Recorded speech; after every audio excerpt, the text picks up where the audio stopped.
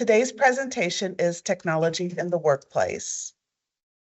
And my name is Megan Naves, and I am a career and credential consultant. I also serve in the Northwest and part of the Southwest area of the state.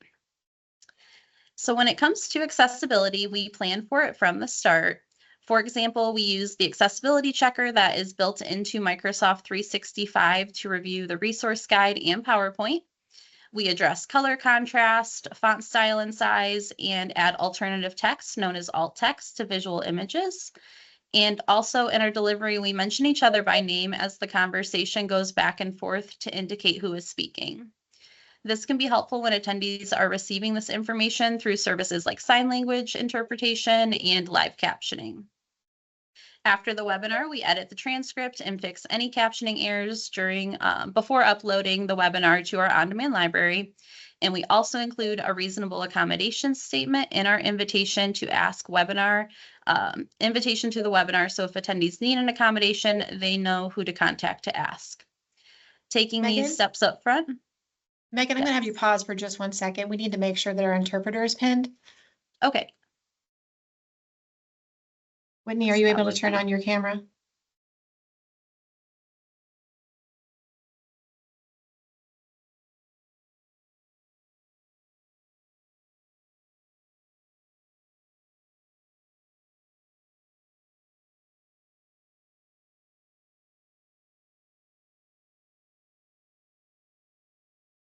All right, proceed.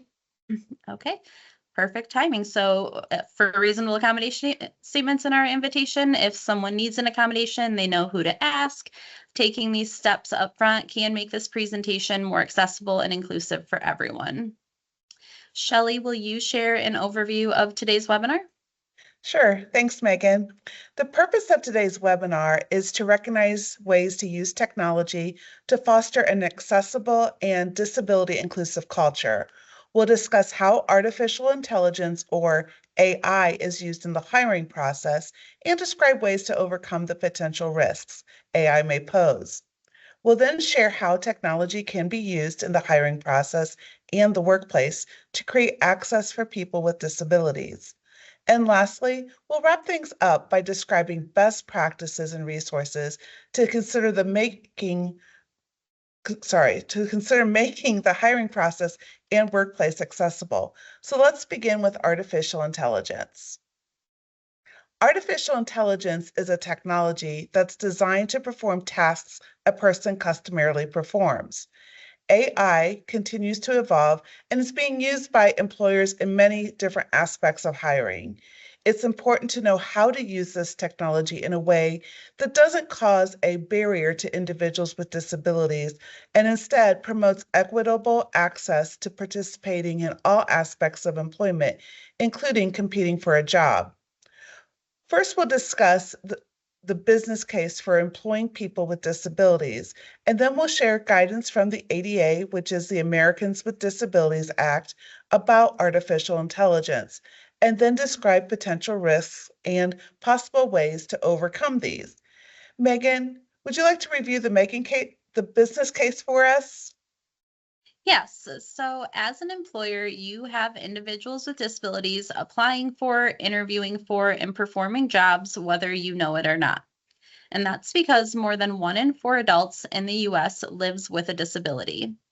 Disabilities are often not apparent, and so you may not know an individual has a disability because the disability is invisible, like diabetes or fibromyalgia or a depressive disorder. And so there are many benefits to employing people with disabilities, and these can include decreased turnover, unique perspective on problem solving and innovation, greater productivity, and increased net income and profit. So it's important to use AI and technology in an accessible and inclusive way so you can attract qualified individuals for your open positions. It's also important for you to know what the ADA guidance says about AI. So Shelly, before we move on to the ADA and artificial intelligence, let's test what the audience knows with a poll question. The poll will appear on your screen, and our question is, up to what percentage of employers use automated tools at some point during the hiring process? Is it A, 18%, B, 31%, C, 64%, or D, 83%? Looks like we're getting lots of answers coming in. We have lots of different ideas there, Megan. It's spread across the 4 options. Yes, love to see it. A nice variety. It looks like C, 64%, is sort of taking the lead and keeping the lead there. Mm-hmm. Like the answers are still coming in, so give them a couple more moments.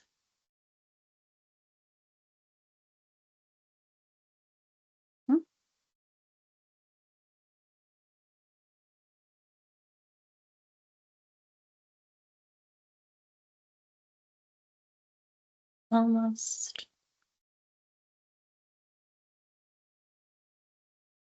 Okay, I think we're close enough. So the correct answer is D, and that is according to the U.S. Equal Employment Opportunity Commission, or the EEOC, up to 83% of employers use automated tools at some point during their hiring process. And so with such a large amount of employers using these tools in their hiring process, it is important to know how to use AI in an accessible and inclusive way. Shelly, do you want to talk about the ADA and AI? Sure.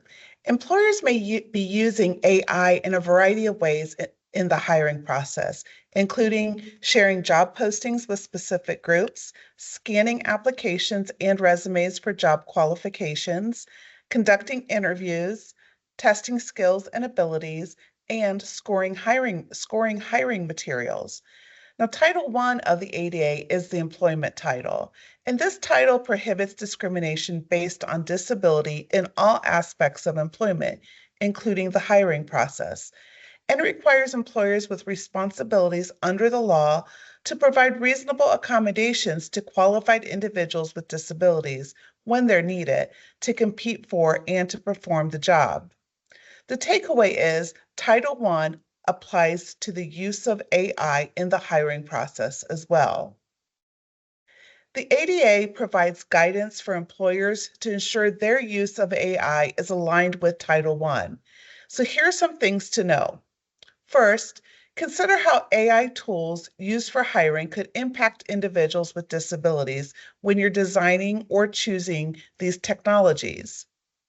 Second, avoid using AI in a way that unfairly screens out a qualified individual with a disability. And when using AI in pre-employment testing, measure skills and abilities relevant to the job, rather than testing skills not related to the job that may reveal deficits or disabilities. And finally, remember, AI does not negate the responsibility to provide reasonable accommodation to access the hiring process. Okay, so we know AI can be useful to employers to expedite the hiring process, but it can also come with risks. Megan, what should they be looking out for? So when you're considering the potential risk, it's important to know AI can unintentionally create barriers for individuals with disabilities. We will share some common potential risk and include ways to overcome these for the following steps of the hiring process. We're going to review job postings, applications, communications via chatbots, assessments, interviews, and RA statements. And now today's webinar does not address all aspects of artificial intelligence, its possible risk, and the solutions for making this technology available. But we do hope the aspects we share today help you to gain awareness of the importance of knowing what technology you use and how it can be used in a disability inclusive way for your hiring process. Shelly, do you want me to go over the risk or potential barriers, and you can provide some information on how to avoid or overcome those barriers? That sounds like a great idea. Okay, perfect. So first up is job postings. AI may be used to automatically write hiring materials such as job postings. When AI is not programmed to use inclusive language when describing the essential functions of the job, employers may not attract qualified candidates with disabilities to apply for these positions. And so employers are potentially missing out on hiring the most qualified candidate. Shelly, how could they possibly avoid this? Well, to possibly avoid this and to increase the pool of qualified candidates applying for these open positions, the best practice is to write these using inclusive language. To achieve this and overcome this potential risk, program the AI tools with inclusive language and then review job postings manually to ensure they are written inclusively.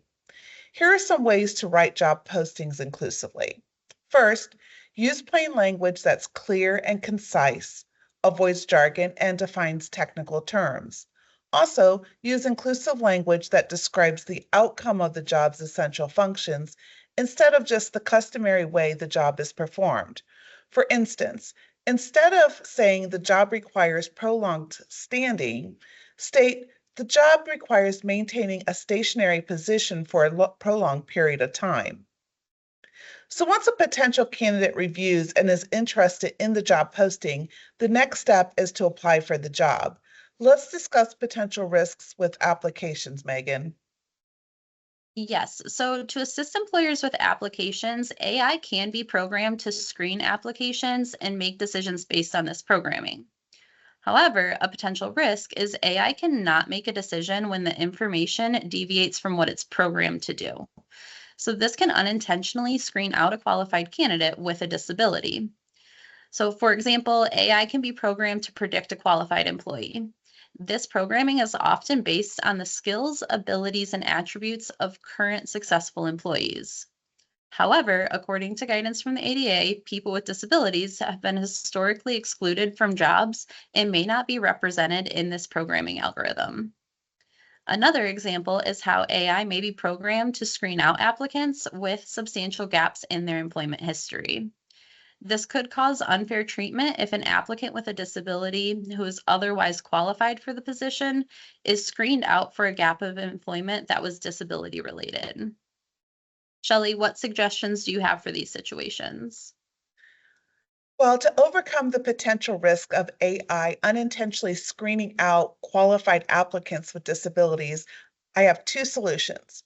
First, carefully evaluate the skills, abilities, and information included in the AI programming to ensure these are job-related and consistent with business necessity.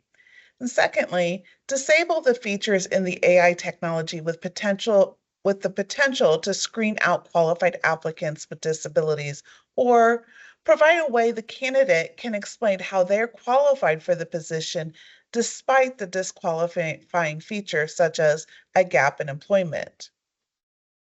Thanks, Shelly. Now, some hiring websites and online application web pages use chatbots to communicate with potential applicants. So let's talk about this.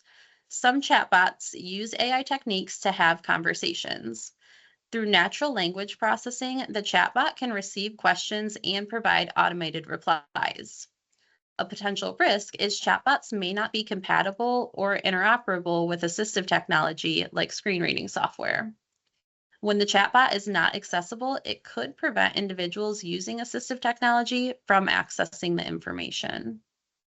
So, Megan, to solve this, assess the technology you use, including chatbots, to ensure they're accessible to individuals with a wide range of functional abilities and in the manner which works best for them, which may include using assistive technology.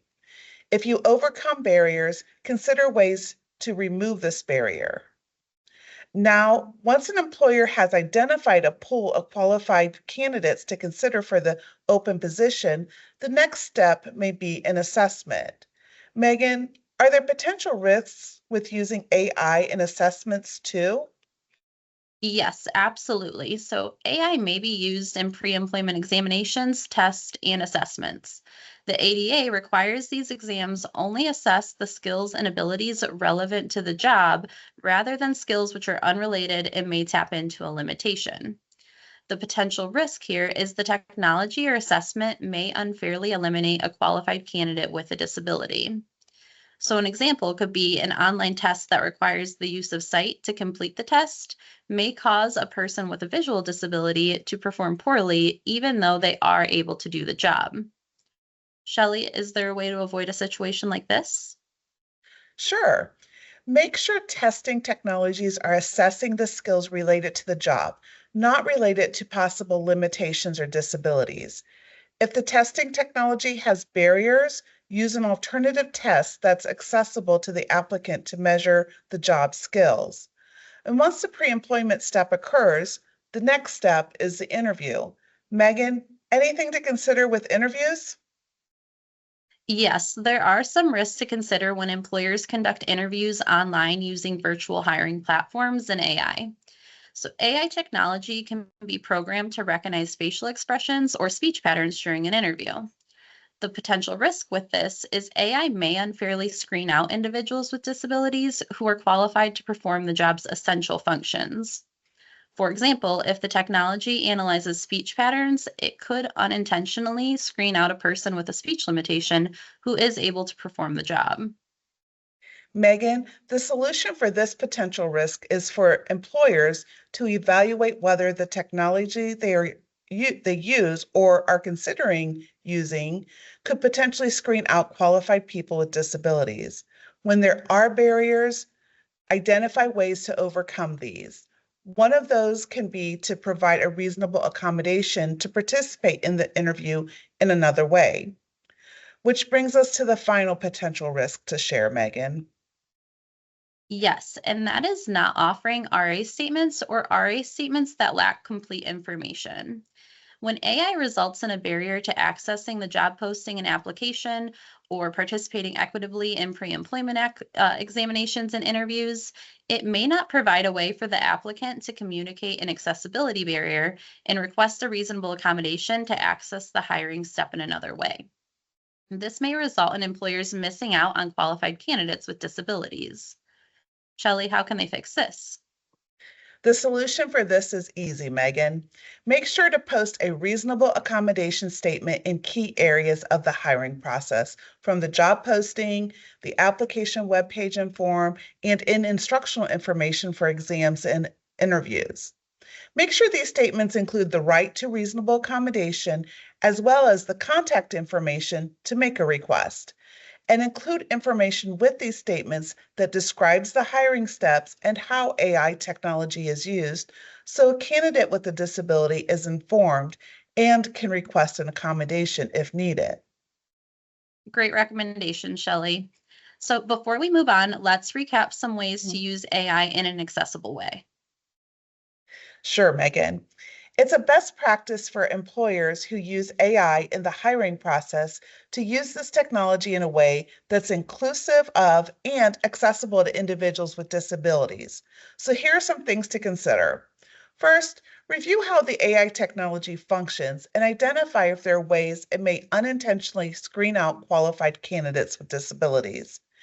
If you find barriers, explore ways to overcome these. For example, turn off an automatic feature such as a screening out applicants based on gaps in employment history when the applicant is otherwise qualified.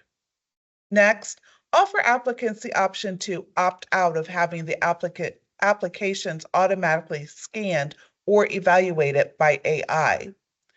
And finally, provide a way for prospective candidates to communicate a barrier to accessing the hiring process and request to participate in the hiring process another way by posting a reasonable accommodation statement in key areas.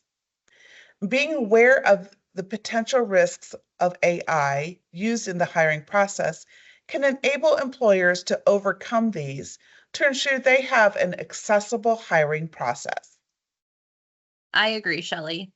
And I think now is a good time to stop for questions. Please use the question and answer button at the top of your screen to ask a question if you haven't already. Julie Wood, the Accessible Ohio manager, will be joining us for the question and answer portions of this webinar. And with that, Julie, let's answer some of the audience's questions. Thank you, Megan. Hi, everyone. A question that we received is asking, is it best for employers to not use AI in the hiring process because of the risks? And so employers notice benefits with using artificial intelligence in hiring. It helps to streamline and support their hiring process. So just to reiterate what we have already shared in today's webinar, the best thing to do is just know the technology that you're purchasing or you're using, know where those barriers are and the ways to either remove those or overcome those. Another question we've received is asking if employers use artificial intelligence beyond the hiring process. And the answer is yes. Employers are using AI for a variety of ways to manage performance and conduct in the workplace. So again, the best practices we've already shared apply to those applications of AI as well, where you learn what your technology offers and what barriers that may pose, and then work to overcome those and remove those where you can. So for now, that is all of the questions that we have. So Megan, I'll turn it back to you and see you at the final Q&A. Okay, thanks, Julie.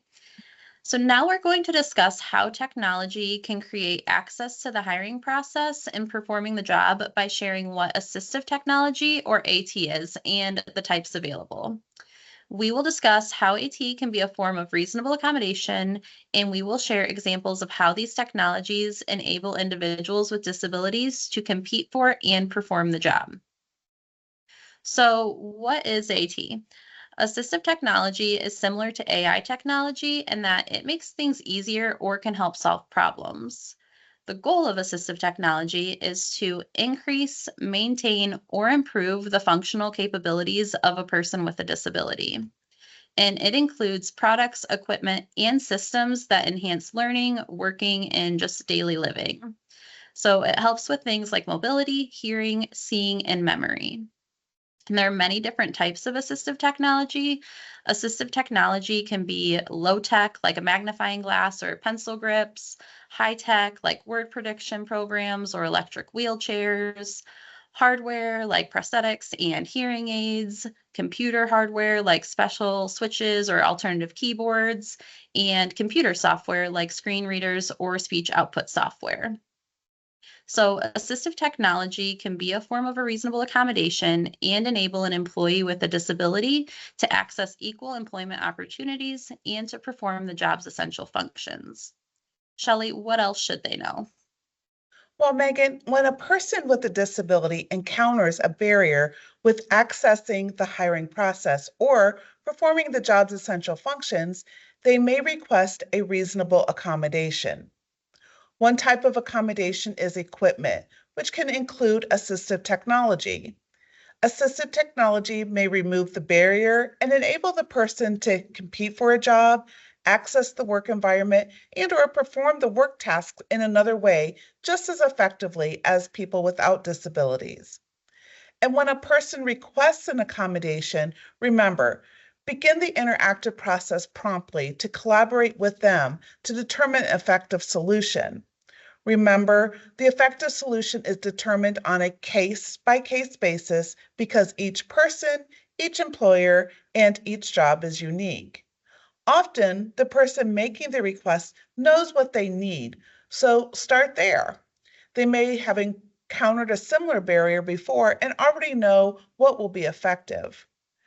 Megan, let's discuss some categories of assistive technology. That sounds good, Shelly. So there are tens of thousands of assistive technology items in the marketplace, and the cost of these items vary pretty drastically. So we have categorized the AT we are going to be discussing today by their potential function to assist with accessing information, communicating, and workspaces and tasks.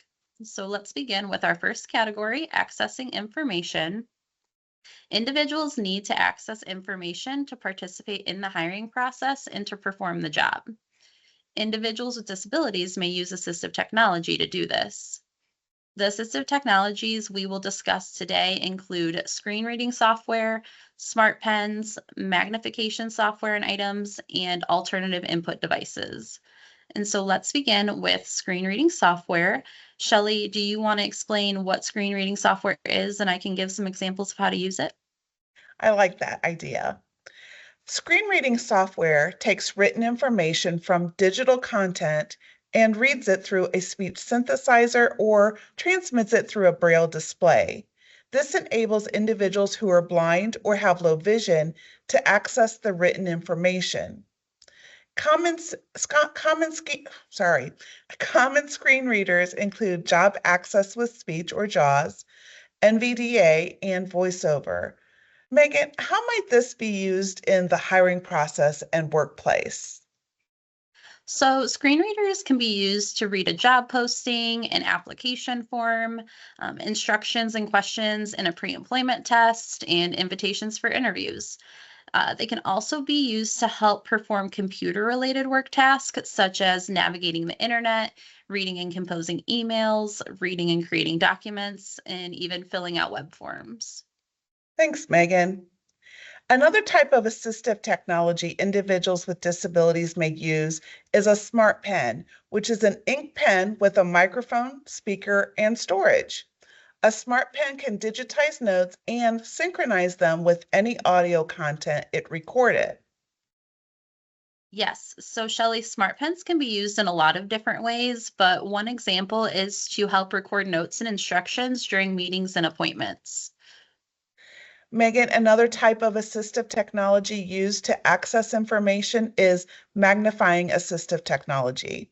This can include software and magnifiers. Software can enlarge and enhance items on a computer screen, providing various levels of zooming in and out and magnifying items. Some examples of software include Zoom Text, Windows Magnifier, and Zoom for Mac. Some even include a screen reading component as well. Magnifiers enlarge what an individual is trying to see. Types of magnifiers include handheld, stand magnifiers, and head-mounted ones. Megan, how can these be used? Well, magnifiers can be used in the workplace to enlarge print on a digital display or enlarge physical items like written instructions or packaging instructions, or things like work tools and parts for visual inspection tasks. Thanks. Megan, our last example of assistive technology used for accessing information are alternative input devices, which include ergonomic keyboards and mouse options. These can enable individuals with physical limitations to navigate a computer to receive and input information. Alternative keyboards come in various shapes and sizes and may be split, one-handed, foot-operated, or smaller sized. Types of alternative mice include trackballs, joysticks, breath and mouth controlled, and eye controlled. Megan, when might someone use these types of devices? So, alternative input devices can be used to, again, navigate a hiring web page, to receive and respond to emails, or to access and input information to create documents and populate databases. Great ideas, Megan. And that brings us to our next category of assistive technology, communicating. Individuals need to communicate during the hiring process and perform the job. Individuals with disabilities may use assistive technologies to do this. The assistive technologies we're going to discuss today include communication access real-time translation, or CART, speech recognition software, and voice amplifiers. So let's begin with CART. CART is the instant translation of spoken information into text by a trained professional, either on-site or remotely. The text could be displayed on an individual monitor, projected onto a screen, combined with virtual presentations as captions, or maybe available through additional systems. Yes, so Shelley, some ways CART can be used to compete for or perform a job can include individuals who are hard of hearing or have limitations with auditory discrimination might use assistive technology like CART to communicate with interviewers. They might also use it to access information during meetings and conferences while on the job. And Megan, speech recognition software is another type of assistive technology that removes the mechanical aspect of typing and instead takes what the user says aloud and turns it into text that appears on the computer screen. Examples of software like this include Dragon, Apple, Apple Dictation, and Windows Voice Access. So how can speech recognition software be used in the hiring process and workplace, Megan? So speech recognition software can be used to, again, navigate and search a career page, complete job applications, and participate in pre-employment testing. It can be used to create and edit documents and send emails, or even dictate and organize work documents when, again, on the job and kind of utilizing their own computer. Shelly, what type of assistive technology is next? Voice amplifiers. Voice amplifiers increase the volume of the voice of individuals who experience limitations with speaking loudly enough to be heard or who have medical needs to speak softly. Yes, Shelly, examples of how voice amplifiers being used during the hiring process or while on the job can include someone using it to communicate clearly during interviews or while delivering presentations, or they might use it to just participate in general with team meetings. And I think that brings us to our last category, right, Shelly? It does. The last category we're going to review today is workplaces and tasks. Individuals need to access workspaces and complete tasks to participate in the hiring process and to perform the job. These may be spaces in the virtual and physical environments, and individuals with disabilities may use assistive technologies to do this. The assistive technologies we're going to discuss today include visual interpreting services, adjustable workstations, noise-canceling devices, applications or apps, and technology for pinching, grasping, and reaching. So let's start with visual interpreting software and services. This type of assistive technology converts visual information into audible descriptions for individuals who are blind or have low vision using smart device cameras. Examples of services include IRA. This is an on-demand visual interpreting software that connects the user to a live, qualified, and trained professional who can provide comprehensive visual interpretation, assist with navigation, and read information for someone. Another example is orientation and mobility training via software delivered by a professional, which enables individuals who are blind or have low vision to access interview areas and work environments. Now, Megan, I imagine visual interpreting services can be really helpful in the hiring process and at work. Can you give us some examples? Yeah, so you had somewhat mentioned visual interpreting services can be used to compete for and perform a job by reading information to the individual when they're completing an application, verifying information about their interview outfit, assist with the commute to an interview, or when arriving, entering, and navigating the hiring areas of a workplace. And then also when onboarding and learning a new building, an office layout, when they're beginning the job, or kind of maybe relocating to a new workplace. Those are great examples, Megan. Thank you. There are also height adjustable workstations and chairs, which enable employees to alternate between sitting and standing and alternate their seat height. Workstations can be maybe an entire desk or just a desktop version that sits atop existing furniture. Adjustable or ergonomic chairs provide adjustable backrest, armrest, and seat height, as well as pan angles. Yes, Shelly, adjustable workstations can be used to help a person manage sitting and standing needs in the workplace. What's another type of assistive technology that can help individuals access workstations or tasks? Another example are noise canceling devices. They reduce background noise and improve a sound source, like listening during a virtual meeting or webinar. Examples of devices include headsets and earbuds, soundproof panels, and small noise canceling machines. How can these devices be used to compete for and to perform a job task? Megan?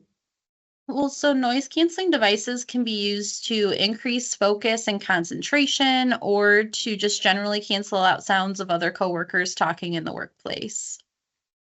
Okay. And Megan, applications or apps can be also useful in a variety of ways. They can be downloaded to smart devices and often are low cost or even no cost. So for instance, there are augmentative and alternative communication apps used to communicate between people who speak and people who have limitations with speech.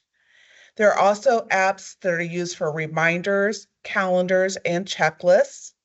And then there are apps that help manage anxiety and stress through meditation and mindfulness activities.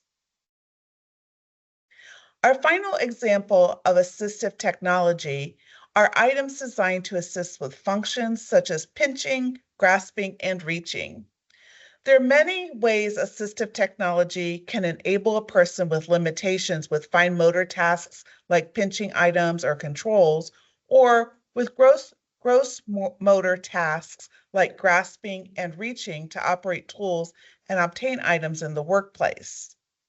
Yes, Shelly, some examples of how assistive technology designed to pinch, grasp, and reach can be used to compete for or perform a job can include using grips on pens to perform writing tasks, to complete applications, assessments, and onboarding paperwork, using long-handled aids like a reacher to assist with obtaining clothes to dress in preparation for an interview, or using tools with a built-up handle to grasp and use the tool to perform the work task. And so now that we've shared how AI and AT can be used to create access to the hiring process and performing the job, let's discuss our final topic, which is best practices for employers to foster accessible and inclusive environments. Shelly, do you want to start us off? I'd love to. Being intentional to create a workplace culture where applicants, candidates, and employees with disabilities have access to what they need to participate in the hiring process and perform the job can help employers attract, retain, and promote qualified talent. We're going to share some simple best practices employers can consider to achieve this goal. These best practices include planning, purchasing, evaluating, communicating, and knowing the resources. So let's start with planning. It's important to factor accessibility into your planning. Prioritizing accessibility from the start is often more efficient, more effective, and less costly than making an existing technology accessible later. It also provides access from the beginning. So here are some ways to do this. Be aware of the barriers individuals with disabilities encounter. You can also cultivate a commitment to accessibility among your leadership. You can establish policies and procedures to support accessibility, and consider accessibility at every step. This includes when you're purchasing new software or technology, when developing digital platforms and proprietary software, or when upgrading these items. And this leads us to our next best practice, purchasing items. What's the role of accessibility in procurement process, Megan? Well, employers buy technology like equipment, software, and services. So, one way to ensure accessibility is to make it a priority to buy technology that is accessible. And this can be done by creating an accessible procurement process. For example, consider including accessibility in your purchasing and procurement policies, identifying accessibility requirements and applying these to your purchase of technology, and then reviewing your current inventory through the lens of accessibility. Another consideration for purchasing accessible technology is to create a budget for accessibility and reasonable accommodations.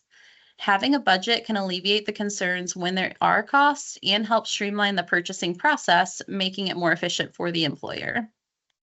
The next best practice, is evaluating. Shelly, I think you were going to take this. I am. Once you've purchased technology, including artificial intelligence, it's important to test for accessibility regularly. This includes building in time and resources to evaluate accessibility from the start.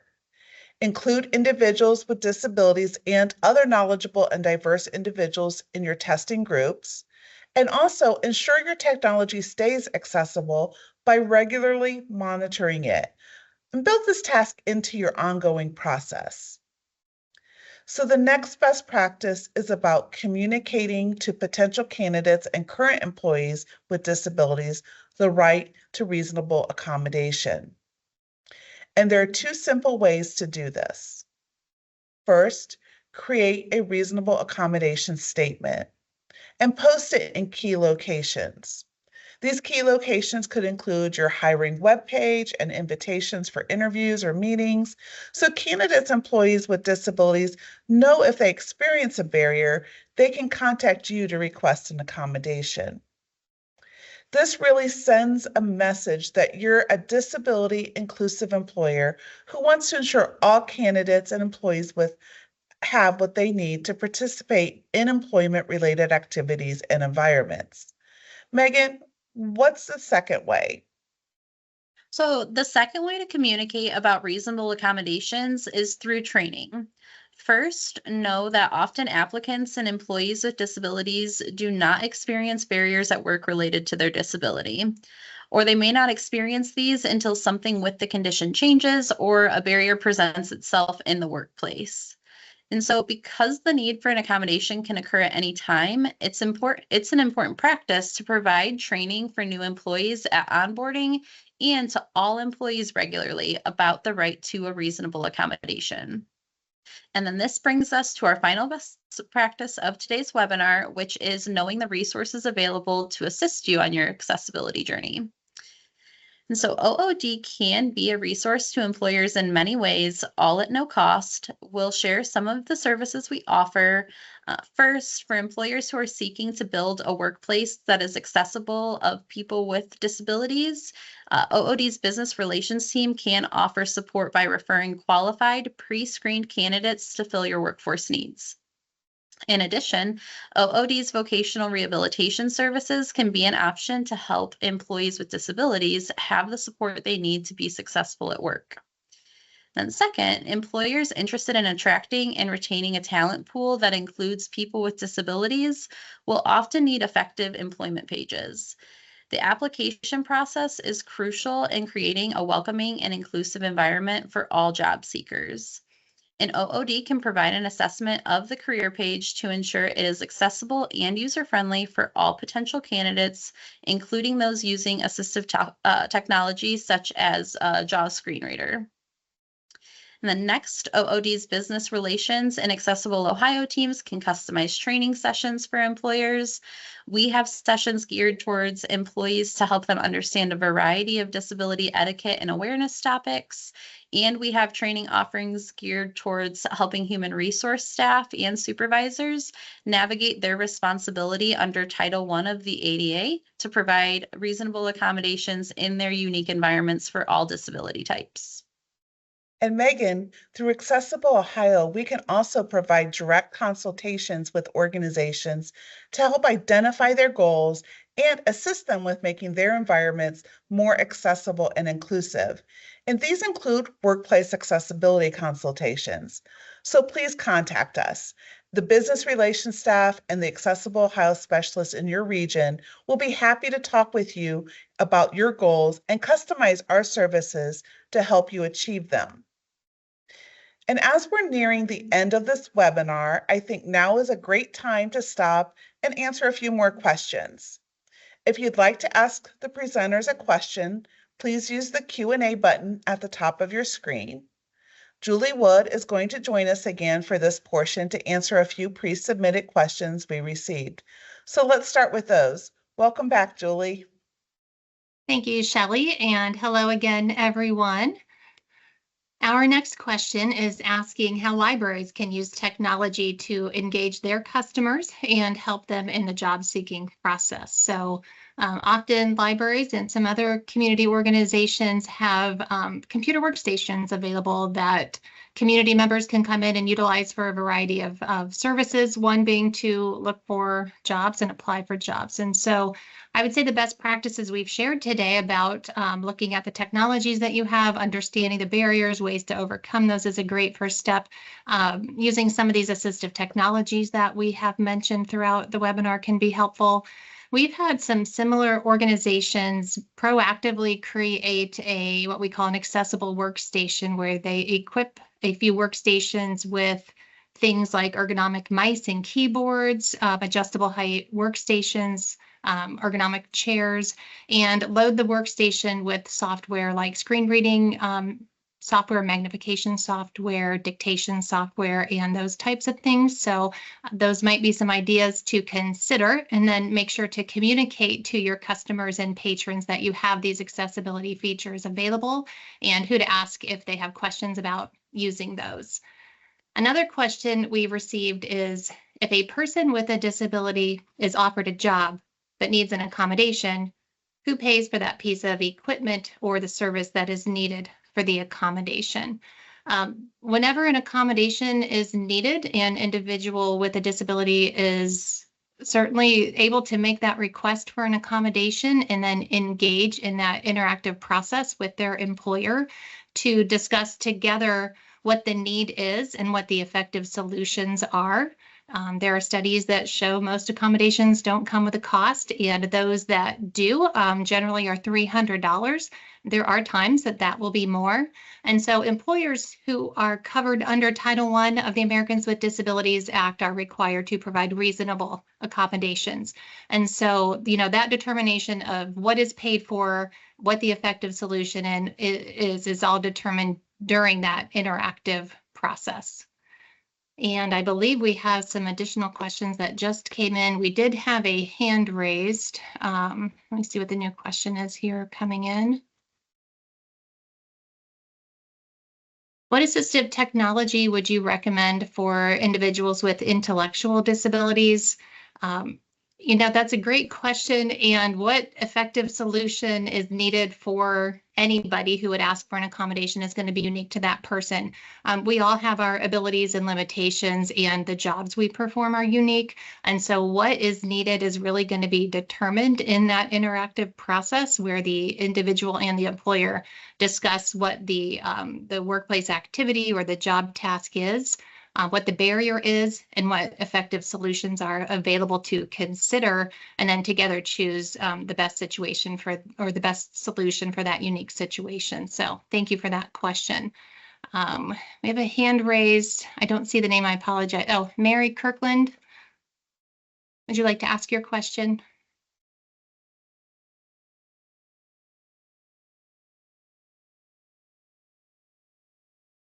Looks like you may be able to unmute and ask your question now.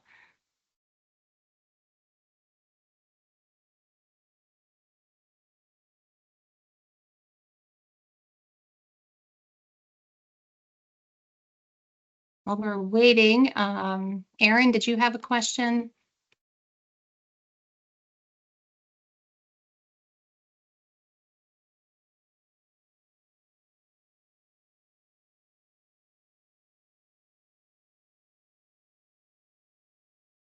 Well, while we are waiting to see if Mary or Erin can unmute, I will check the chat. I don't see at this time additional questions, and we addressed all of our pre-submitted questions.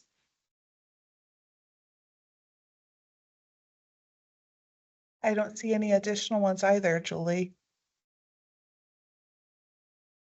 Yeah, Marianne's, maybe she can put it in the chat, or we'll have our contact information at the end if she wants to reach out.